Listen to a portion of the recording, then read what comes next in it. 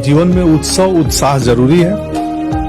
उस समय यदि आपको कोई बहुत पसंद आया है, आपने जाके उनसे अपने प्यार का इजहार किया और उन्हें मना कर दिया, तो वो जो दर्द हुआ है वो सिर्फ आप समझ सकते हो। वो आपका ना शिक्षक समझ रहा है, ना आपके माँ बाप समझ रहे हैं।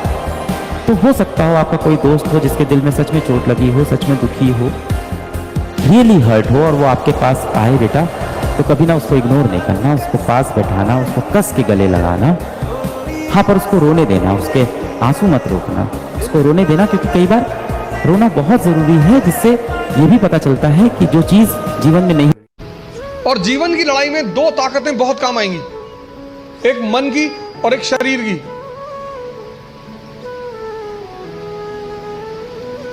तुम जब भी ऊपर उठोगे तो ये ग्रेविटी तुम्हें नीचे खींचेगी ना, ऐसे समाज की ग्रेविटी है। हम जब आईएएस की तैयारी करने गए तो हमारे गांव में हर आदमी, मतलब एक साहब तो हंसना शुरू किया उन्होंने, और हंसते हंसते गिर गए वो।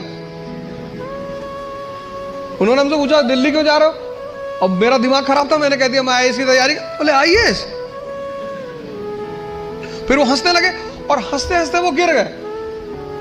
और उस हंसी का इतना रोल रहा मेरे जीवन में, मतलब उस हंसी ने मुझे एकदम मजबूत कर दिया था कि अब आईएएस ही बनना है।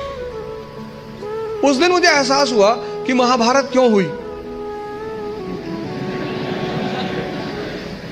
जब भी ऐसा लगे जीवन में कि जीवन हाथ से निकलता है, तो हमेशा ध्यान रखना कि आपसे बहुत बुरी स्थिति में लोग आपसे बहुत अच्छा कर रहे हैं, और अच्छी स्थिति में होने के बाद एंजाइटी डिप्रेशन में चले जाना, इसका मतलब हमने उन चीज़ों की कद्र नहीं की जो मिली हुई है, और जो नहीं मिला उस पर फोकस इतना ज़्यादा कर लिया जितना करने की ज़रूरत नहीं थी।